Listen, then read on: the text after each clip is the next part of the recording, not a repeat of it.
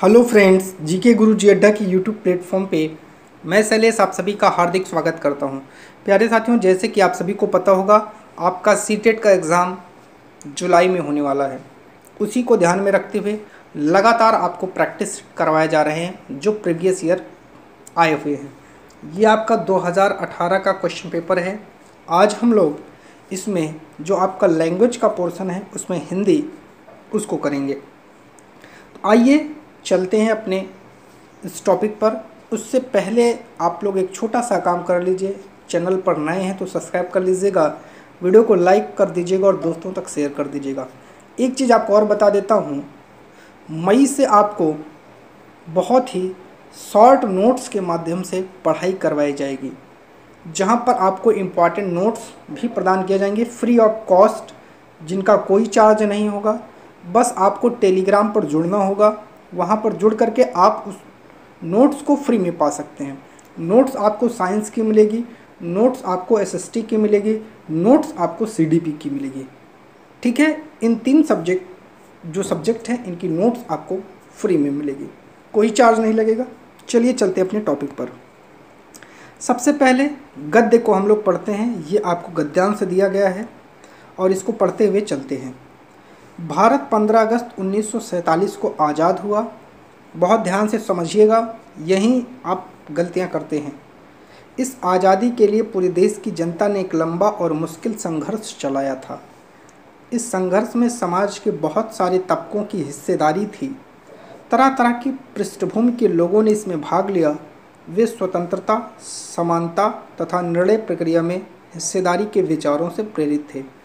औपनिवेशिक शासन के तहत लोग ब्रिटिश सरकार से भयभीत रहते थे। वे सरकार के बहुत सारे फैसलों से असहमत थे, लेकिन अगर वे इन फैसलों की आलोचना करते तो उन्हें भारी खतरों का सामना करना पड़ता था। स्वतंत्रता आंदोलन ने यह स्थिति बदल डाली। राष्ट्रवादी खुलेआम ब्रिटिश सरकार की आलोचना करने लगे और अपनी मांग पेश करने लगे। 1885 में ही भारतीय राष्ट्रीय कांग्रेस ने मांग की, विधायिका में निर्वाचित सदस्य होने चाहिए और उन्हें बजट पर चर्चा करने एवं प्रश्न पूछने का अधिकार मिलना चाहिए। आगे चल कर के 1909 में गवर्नमेंट ऑफ इंडिया एक्ट ने कुछ हद तक निर्वाचित प्रतिनिधि की व्यवस्था की मंजूरी दे दी। हालांकि ब्रिटिश सरकार के अंतर्गत बनाई गई ये शुरुआती विधायिकाएँ राष्ट्रवादियों के बढ़ते जा रहे दबाव के कारण ही बनी थी, लेकिन इनमें भी कुछ वयस्कों को ना तो वोट डालने का अधिकार दिया गया और ना ही आम लोग निर्णय प्रक्रिया में हिस्सा ले सकते थे। आपने इस पैसेज को पढ़ लिया। अब हम चलते हैं अपने क्वेश्चन पर और देखते हैं पहला क्वेश्चन क्या कह रहा है। 91 नंबर का क्वेश्चन कह रहा है, लोग किन विचारों से प्रेरित होकर आज़ादी के संघर्ष में शामिल हुए। वो विचार कौन सा था जिनसे प्रेरित होकर के वे इसमें शामिल हुए। तो स्वतंत्रता भी था, समानता भी था, निर्णय प्रक्रिया में हिस्सेदारी भी था। तो चौथा आपका राइट जवाब हो जाएगा। अब हम लोग चलते हैं 92 नंबर पर और देखते हैं इसका जवाब क्या होगा। आज़ादी के लिए संघर्ष किसने चलाया। आपको जवाब देना है। तो वो भारतीय राष्ट्रीय कांग्रेस ने नहीं चलाया था, हमारे देश की जनता ने चलाया था। याद रखिएगा, यहाँ बहुत सारे लोग भारतीय राष्ट्रीय कांग्रेस को टिक कराएंगे, जो कि ऑप्शन गलत हो जाएगा। तो हमारे देश की जनता ने इसके लिए क्या किया था, संघर्ष चलाया था। 93 नंबर पर चलते हैं। कह रहा है, निम्नलिखित में से लोकतांत्रिक व्यवस्था का मूल्य कौन सा है, जहां समानता हो, जहां स्वतंत्रता हो, विचारों की अभिव्यक्ति हो। तो चौथा आपका राइट जवाब हो जाएगा। आंदोलन का क्या असर पड़ा, आपको जवाब देना है 94 का। तो आंदोलन का असर ये पड़ा कि सरकार की खुलकर आलोचना होने लगी, यही आंदोलन का प्रभाव पड़ा था। ठीक है, चलिए अब आगे चलते हैं और अगले क्वेश्चन का राइट जवाब देखते हैं। 95 का कह रहा है, कांग्रेस की क्या मांग थी। जो कांग्रेस थी उसकी मांग क्या थी। तो उसकी मांग थी विधायिका में चुने गए सदस्य हों। क्या हों, चुने गए सदस्य हों। ठीक है, पैसेज के अनुसार ही आपको आंसर लगाना है। सबसे सटीक व सार्थक वाक्य आपको चुनना है। तो इसका राइट जवाब क्या होगा। संघर्ष मनुष्य को सफलता दिलाता है, संघर्ष मनुष्य को उजाड़ता है, गलत है। संघर्ष मनुष्य को भटकाता है, गलत है। संघर्ष मनुष्य को निखारता है। देखिए अब दो चीज़ें आपको, दो पॉजिटिव आंसर मिले हैं। अब पूछ रहा है सबसे सटीक और सबसे सार्थक, तो ज़्यादा से ज़्यादा लोग संघर्ष मनुष्य को निखारता है इसी पर जाएंगे, लेकिन संघर्ष मनुष्य को सफलता दिलाता है। पहला आपका राइट जवाब होगा, याद रखिएगा, ठीक है ना। जो संघर्ष है वो मनुष्य को सफलता दिलाता। आपको पैसेज के अनुसार लगाना है, अपने मन से नहीं लगाना है। खुलेआम शब्द का सबसे सार्थक प्रयोग क्या होगा बताइए। जो खुलेआम शब्द है इसका सबसे सार्थक प्रयोग, खुलेआम नगाड़े बज रहे थे, खुलेआम बरसात हो रही थी, खुलेआम बुराइयां हो रही थी, खुलेआम नाक बज रही थी। तो ये भी गलत शब्द है, बरसात भी, नगाड़े बजने का कोई मतलब ही नहीं, तो बुराइयां, ये आपका राइट जवाब हो जाएगा। 98 कह रहा है दबाव शब्द का प्रयोग कहाँ पर होगा। तो जो दबाव शब्द है इसका प्रयोग कहाँ होगा बताइए।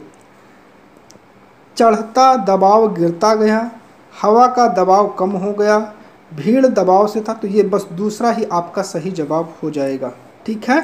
चलिए अब चलते हैं 99 पर चलने से पहले आपको अगला पैसेज पढ़ना पड़ेगा, ठीक है। और ये कविता है तो कविता पढ़ते हैं।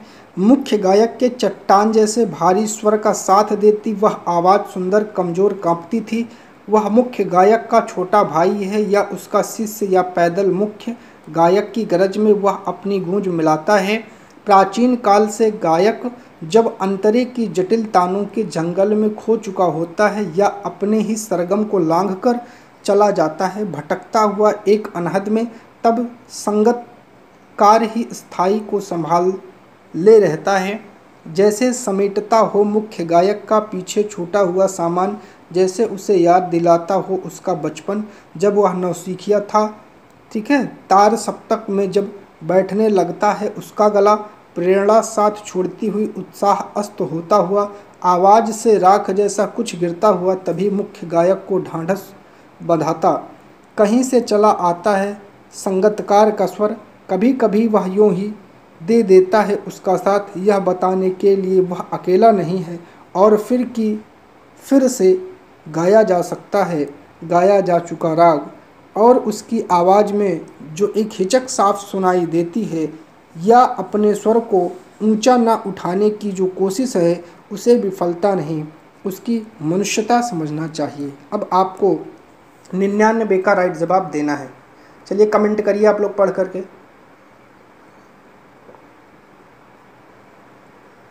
क्या होगा इसका राइट जवाब, जल्दी से आप लोग दीजिए। पहला क्वेश्चन है, संगीतकार के माध्यम से कवि ने किस प्रकार के व्यक्तियों की ओर संकेत करना चाहा है बताइए। किस प्रकार के व्यक्ति की ओर संकेत करना चाहा। सहयोगी व्यक्तियों की ओर, जो सहयोग कर रहे हैं उनकी ओर, ठीक है। चलिए अगले क्वेश्चन पर चलते हैं। 100 कह रहा है चट्टान जैसा भारी स्वर से क्या आशय है। तो इसका क्या आशय है, इसका मतलब गंभीर आवाज़ से है, ठीक है। मोटी आवाज़ मत लगाना, गंभीर आवाज़, ठीक है। चलिए, गायक जब अंतरे की जटिल तानों के जंगल में खो चुका होता है के मायने हैं अंतरे को गाते हुए वह। 101 का आपको राइट जवाब देना है। क्या होगा, वह लीन हो जाता है, उसमें क्या हो जाता है, लीन हो जाता है। अनहद शब्द में बताना है, अनहद शब्द में क्या होगा इसका राइट जवाब बताइए। अनहद शब्द में इसका राइट जवाब आपको देना है, जल्दी से आप दीजिए, बताइए। अनहद शब्द में क्या है, अनहद शब्द में अन उपसर्ग है, याद रखिएगा। 103 पर चलते हैं। कह रहा है राख जैसा कुछ गिरता हुआ का अर्थ है। राख जैसा कुछ गिरता हुआ का अर्थ है, क्या होगा इसका अर्थ। तो राख जैसा कुछ गिरता हुआ है, इसका आपको राइट जवाब देना है। क्या होगा, जल्दी से कमेंट करिए आप लोग भाई, क्या होगा। इसका राइट जवाब हो जाएगा बुझता हुआ स्वर, ठीक है। आप लोग पैसेज को पढ़ते भी चलिएगा, कमेंट भी करते चलिएगा। मैं देखना चाहता हूँ कितने भाई लोग पैसेज को अच्छे से पढ़े हैं साथ में।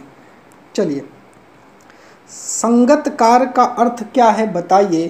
तो संगतकार का क्या अर्थ है, तो इसका अर्थ है गायक के साथ गाने वाला। ठीक है, चलिए अगला क्वेश्चन यही है, देख लेते हैं। ढांढस बंधाना का क्या अर्थ है? तो बताइए, जो कहते नहीं ढांढस बंधाना, इसका क्या अर्थ है? इसका अर्थ क्या है ढांढस बंधाना? जल्दी से जवाब दीजिए। तसल्ली देना होगा। क्या होगा? तसल्ली देना। चलिए 106 पर चलते हैं। कह रहा है पढ़ना सीखने के लिए आवश्यक है। बताइए, पढ़ना सीखने के लिए क्या आवश्यक है? तो पढ़ना सीखने के लिए क्या आवश्यक है? केवल शब्द जो आया वो तो वैसे ही गलत। घर की भाषा सुनने और बोलने को मिले, ये भी गलत है। लक्ष्य भाषा की अर्थपूर्ण और रोचक सामग्री सुनने पढ़ने को मिले, ठीक है।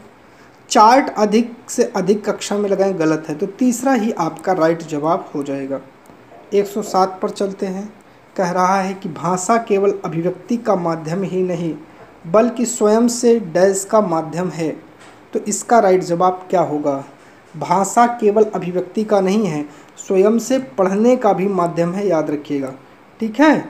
लड़के होकर तुम रोते हो, यह कथन किस ओर इंगित करता है? आपको जवाब देना है, जल्दी से दीजिए। तो यह है भाषा को जेंडर की दृष्टि से पढ़ने को बाध्य करता है, याद रखिएगा। ठीक है।